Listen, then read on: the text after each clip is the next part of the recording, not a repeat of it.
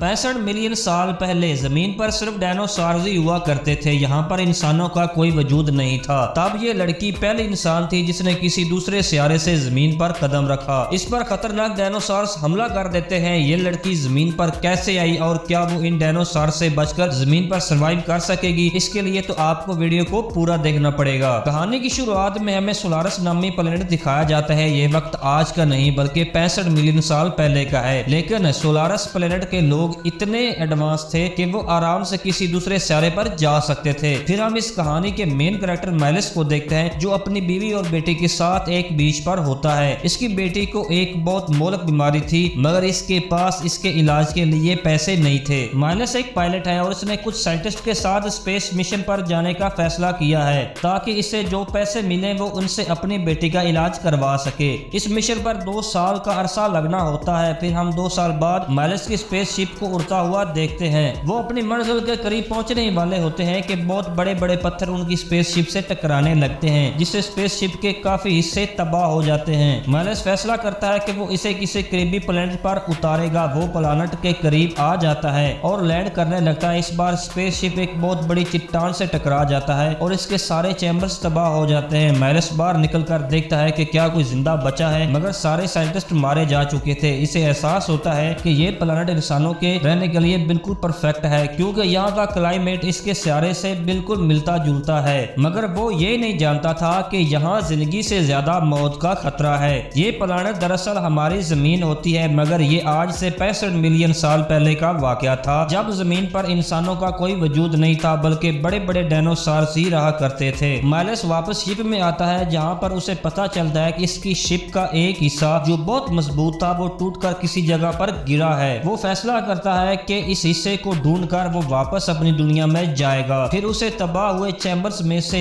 एक से आवाज आती है कि यहाँ कोई जिंदा है। वो वहां जाकर चैम्बर खोलकर देखता है। उसे एक छोटी बच्ची मिलती है जो इसकी बेटी की उम्र की थी। वो उसे वहां से निकालकर होश में लाता है और पूछता है कि तुम कौन हो मगर वो कुछ नहीं बताती। फिर माइलस को एक डायरी मिलती है जिसे पढ़कर उसे पता चलता है कि इस लड़की का नाम गोवा है। फिर माइलस जमीन का जायजा लेने के लिए बाहर निकलता है। उसे बहुत सारे वोल्केनो नजर आते हैं। इनमें से एक वोल्केनो फटता है और उसे वहां पर डायनासोर्स का बहुत बड़ा ढांचा मिलता है। माइलस एक नदी को जाकर देखता है कि इतने में डायनासोर्स का बच्चा उस पर अटैक कर देता है। माइलस की किस्मत अच्छी थी कि उसके पास इलेक्ट्रिक गन थी जो काफी एडवांस थी। वो इस बच्चे को मारकर वापस लड़की के पास आता है। वो उसे कहता है कि हमें हर हाल में यहाँ से निकलना होगा और उस शिप में जाना होगा मगर गोवा इसकी बात को नहीं सुनती। वो कहती है कि इस शिप में मेरे माँ बाप भी थे, इनके बगैर मैं वापस नहीं जाऊंगी। जिस पर माइलस उससे झूठ बोलता है कि इसके माँ बाप भी उसी शिप में है जिसे हम तलाश करने जा रहे हैं। गोवा मान जाती है और वो दोनों पूरी तैयारी करके वहां से निकल पड़ते हैं मगर ये रास्ता बहुत ही मुश्किल था। वो किसी तरह छुपते छुपाते जंगल में आ जाते हैं जहां उन पर डायनासोर हमला करते हैं। माइलस के पास कुछ बम से जिन्हें फोड़कर वो डायनासोर को मारकर अपनी और गोवा की जान बचा रहा था।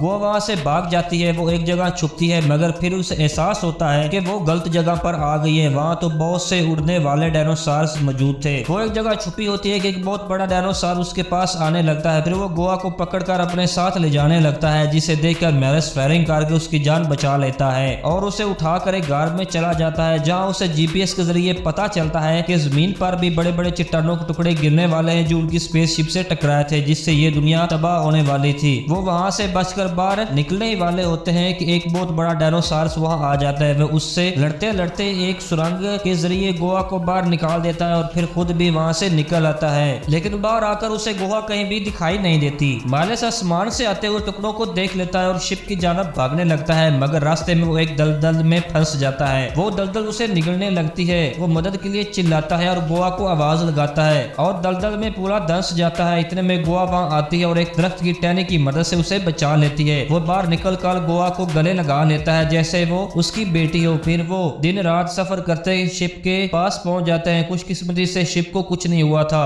अब वो घर जा सकते थे। अब माइलस जैसे ही शिप को स्टार्ट करता है गोवा बाहर जाकर अपने पेरेंट्स को ढूंढने लगती है मगर जल्दी उसे पता चल जाता है कि माइलस ने उसे झूठ बोला था। माइलस गोवा को मनाने की पूरी कोशिश करता है कि मैंने अपनी और तुम्हारी जान बचाने के लिए झूठ बोला था। वो नहीं मानते जिस पर माइलस उसे अपनी बेटी के बारे में बताता है। ये सुनकर गोवा इमोशनल हो जाती है और रोने लगती है। अब वो जैसे ही स्पेसशिप में बैठते हैं उन पर हमला हो जाता है। इन पर 2 डायनासोर्स ने हमला कर दिया था। माइलस बाहर باہر نکل کر ان کا دھیان اپنی طرف بٹاتا ہے تاکہ گوا کی جان بچ سکے۔ وہ ان میں سے ایک کو گن سے مار دیتا ہے، مگر اب بھی ایک ڈائنوسارس زندہ تھا۔ وہ میلس کے پیچھے بھاگنے لگتا ہے۔ میلس تھوڑی دور جا کر گر جاتا ہے۔ اب وہ اپنی موت قبول کر چکا تھا کہ اب بچنے کا کوئی چانس نہیں ہے۔ وہ ڈائنوسارس لگاتار اس کے قریب آ رہا تھا۔ وہ اسے کھانے والا تھا کہ گوا وہاں پر آ کر اس کی آنکھ پر حملہ کر دیتی ہے، جس سے ڈائنوسارس اندھا ہو جاتا ہے اور درد سے چلانے لگتا ہے۔ ڈائنوسارس اس چلاتے چلاتے ایک والکینو کے اوپر چلا جاتا ہے اور والکینو پھٹ جاتا ہے، جس سے وہ مارا جاتا ہے۔ پھر میلس اور گوا شپ میں بیٹھ کر اپنے